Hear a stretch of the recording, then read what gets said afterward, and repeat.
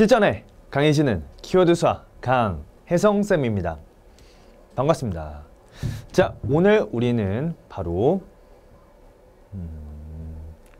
그쵸? 네, 공부 메커니즘 3, 즉 세 번째 시간이고요.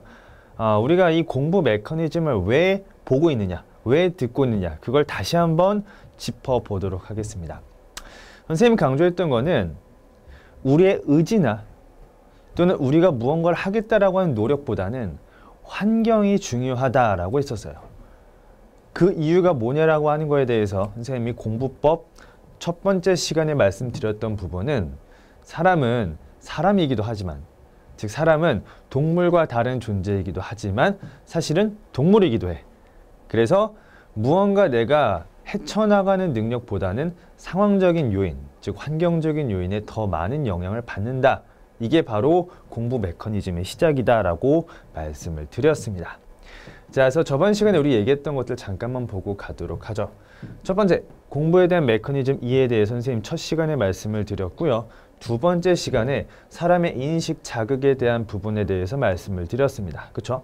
그리고 이제 오늘 우리는 공부 메커니즘을 내 것으로 만드는 연습, 어떤 걸 내가 습관으로 가지면 공부를 내가 좀 더 쉽게 할 수 있는지에 대해서 살펴보도록 하겠습니다. 자, 선생님이 첫 번째 시간에 말씀드렸던 얘기는 바로 공부에서는 강화 효과가 가장 중요하다라고 했었습니다. 즉, 어떤 특정한 상황에 여러분들이 뭔가 공부가 잘 될 때가 있고 공부가 안 될 때가 있어. 근데 중요한 거는 어떤 상황에 공부가 잘 되도록 무언가를 결부시키는 거. 그게 바로 강화 효과입니다. 근데 그 이유는 우리가 무언가 내 안에서 끄집어내기보다는 나의 뇌 자체를 그렇게 세팅시키는 거야. 어떤 환경이 주어지면 그냥 공부가 잘 되도록. 그치? 자, 그래서 우리가 파블로프의 개에 대해서도 좀 설명을 해봤습니다. 그쵸? 이 파블로프의 개는 어때요? 그렇습니다. 음식을 주지 않더라도 주인이 띵띵띵띵 하는 그 종소리에 저절로 침이 흘러요. 그게 뭐야? 뇌에서 알아서 반응하는 거야. 그 종소리에. 또는 이런 것도 있었죠. 스키너 상자. 쥐가 막 벽을 막 이렇게 막 움직이잖아, 쥐가. 움직이다가 갑자기 버튼을 눌렀네. 어머, 근데 버튼을 눌렀는데 뭐가 나왔어? 그렇습니다. 먹을 그 모이가 나왔죠. 그랬을 때 얘가 자꾸 이렇게 누르면서 모이가 나오는 걸 확인하다 보면은 얘 스스로 자극을 얻게 된다라는 거야. 즉, 무언가를 누르면은 이 보상이 떨어진다라고 하는 자극. 근데 중요한 거는 우리는 쥐나 개가 아니죠. 그렇기 때문에 뭐 하자라는 거야? 이런 거를 우리가 직접 만들자라는 거야. 자, 그 다음에 철학적인 얘기도 했었습니다. 들레주의 인간 기계론에서 노동이 기계와 연결되면 노동 기계, 담배랑 연결되면 담배 기계, 놀이랑 연결되면 놀이 기계, 그리고 부품과 연결되면 부품 기계라고 했는데, 중요한 거는 이 들레주가 얘기했던 거는 현대 사회를 고발하면서 이런 것들에 대해서 우리가 너무나도 일상적으로 연결되어 있다는 걸 지적한 거야. 근데 이거를 공부법에 가지고 온다라고 한다면 여러분들은 스마트폰 기계, 그쵸? 잠 기계, 이런 식으로 선생님이 여러분들의 삶에 대해서 얘기할 수 있을 것 같습니다. 자, 그럼 중요한 거는 어떻게 하면은 이런 조건을 나한테 유리하도록 강화시킬 수 있는가, 바로 그 방법들인데요. 잠깐 정리해 보도록 하겠습니다. 일단 별거 아니야. 별거 아닌데 선생님은 개인적으로 여러분들이 자신의 환경에 새로움을 더할 수 있는 소품을 즉시 지금 바로 하나 사는 걸 강력하게 추천합니다.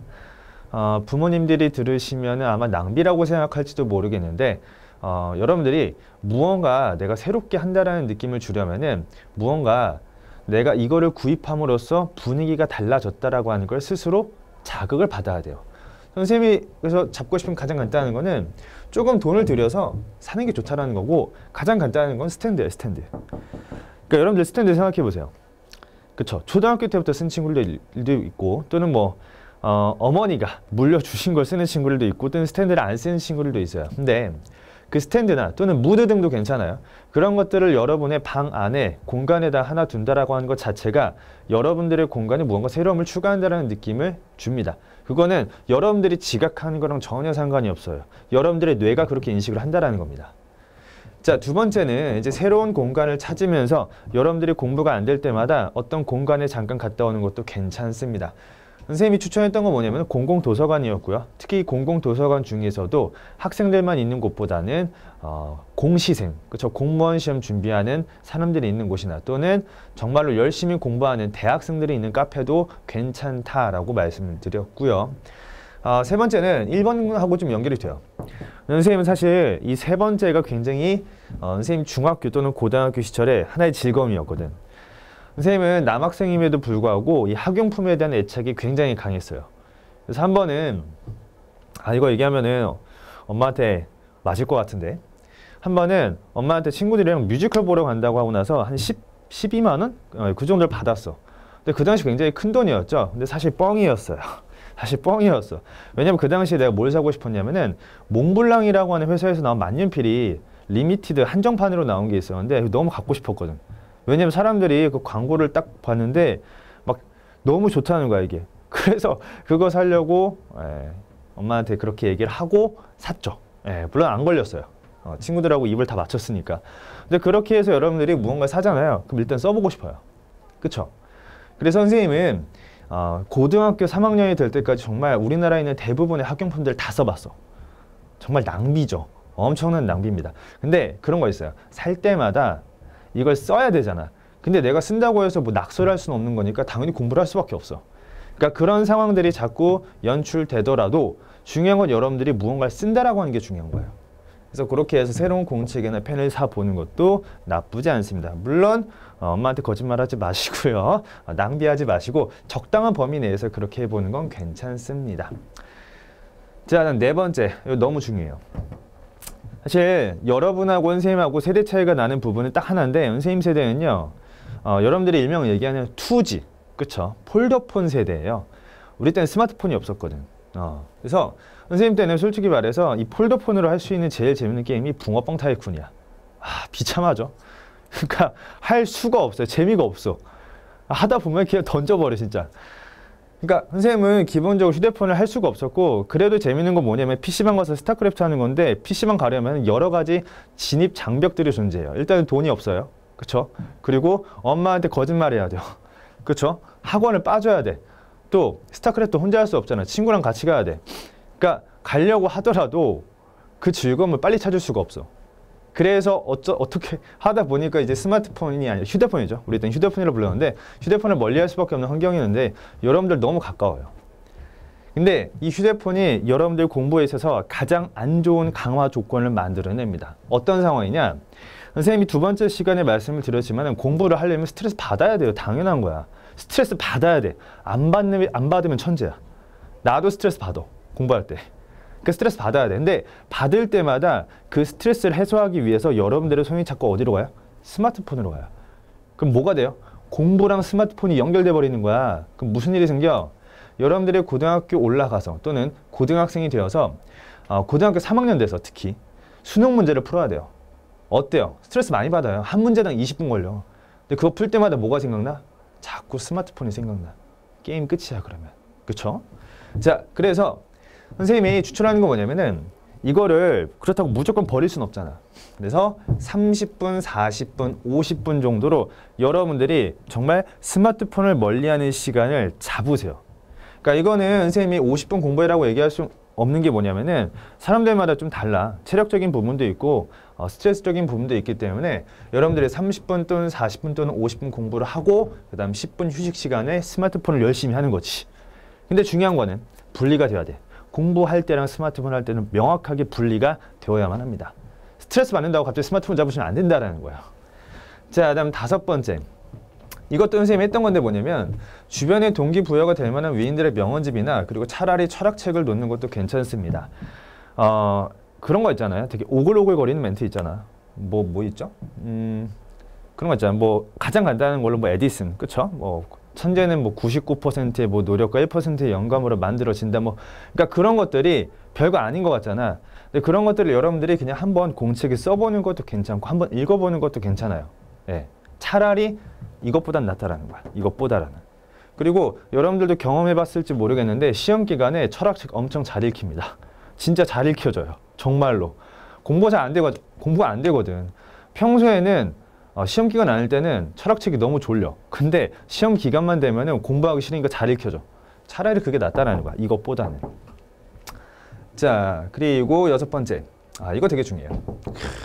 가고 싶은 대학의 엽서나 사진을 큼직하게 이것저것 붙여놓는 거 정말 좋습니다. 정말 좋아요.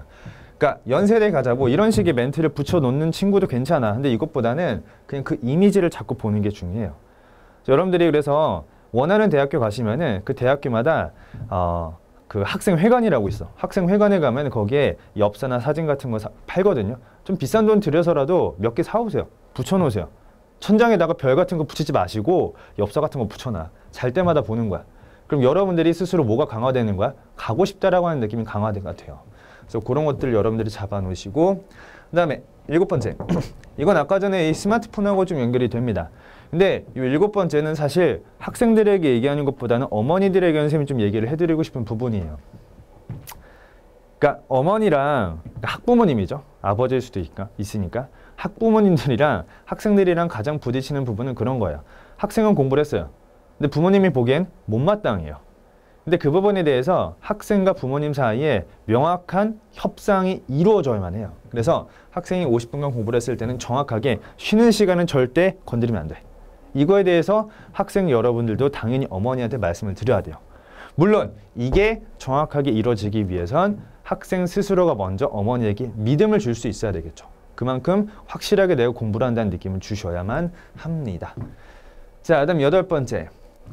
이거 걱정이야. 특히 남학생들.